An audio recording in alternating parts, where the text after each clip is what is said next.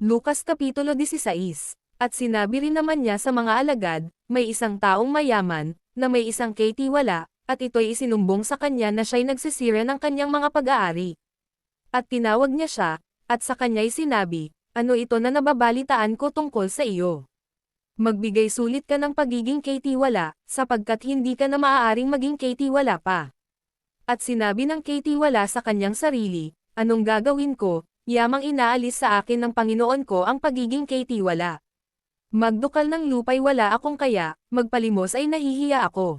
Nalalaman ko na ang gagawin ko, upang, kung mapaalis ako sa pagiging katiwala, ako ay matanggap nila sa kanilang mga bahay. At pagtawag niya sa bawat isa sa mga may utang sa kanyang Panginoon, ay sinabi niya sa una, gaano ang utang mo sa aking Panginoon? At sinabi niya, 100 takal na langis. At sinabi niya sa kanya, abutin mo ang iyong kasulatan, at maupo kang madali at isulat mong 50. Nang magkagayon ay sinabi niya sa iba, at ikaw, gaano ang utang mo? At sinabi niya, 100 takal na trigo. Sinabi niya sa kanya, abutin mo ang iyong kasulatan, at isulat mong 80.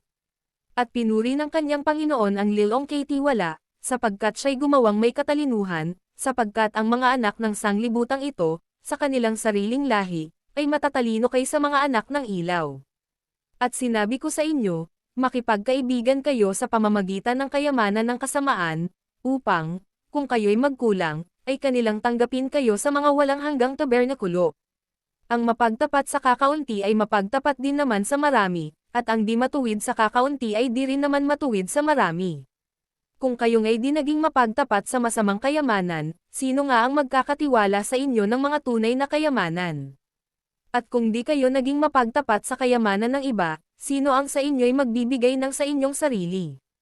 Walang aliping makapaglilingkod sa dalawang Panginoon, sapagkat kapuputan niya ang isa, at iibigin ang ikalawa, o di kaya'y magtatapat sa isa, at walang halaga ang ikalawa. Hindi kayo makapaglilingkod sa Diyos at sa mga kayamanan. At ang mga Fariseo, na pawang maibigan sa salapi, ay nangakikinig ng lahat ng mga bagay na ito, at siya'y tinutuya nila.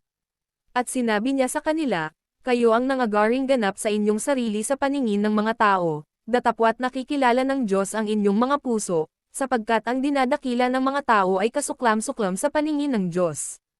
Ang kautusan at ang mga propeta ay nanatili hanggang kay Juan, mula nooy ang ebanghelyo ng kaharian ng Diyos ay ipinangangaral, at ang bawat tao ay pumapasok doon na nagpipilit.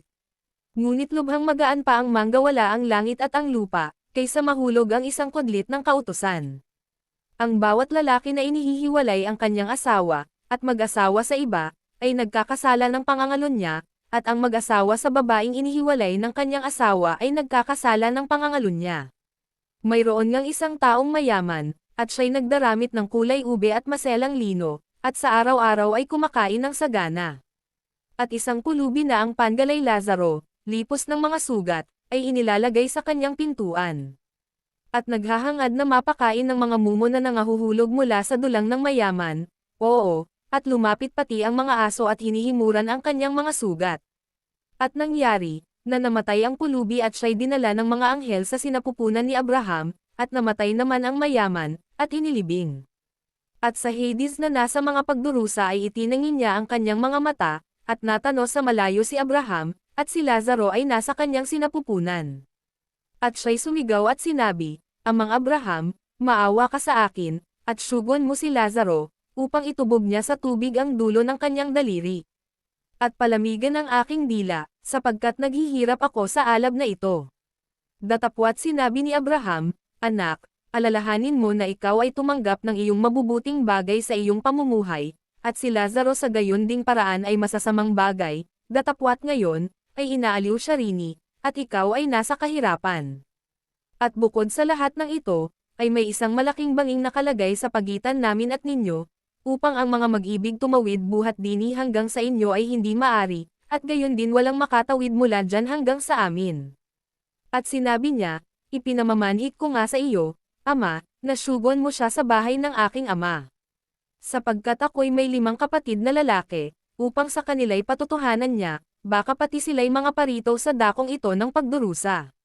Datapwat sinabi ni Abraham, nasa kanila si Moises at ang mga propeta, bayaang sila'y pakinggan nila. At sinabi niya, hindi amang Abraham, datapwat kung ang isang mula sa mga patay ay makaparon sa kanila, sila'y mangagsisisi. At sinabi niya sa kanya, kung di nila pinakikinggan si Moises at ang mga propeta, ay di rin mga hihikayat sila, kahit ang isa'y magbangon sa mga patay.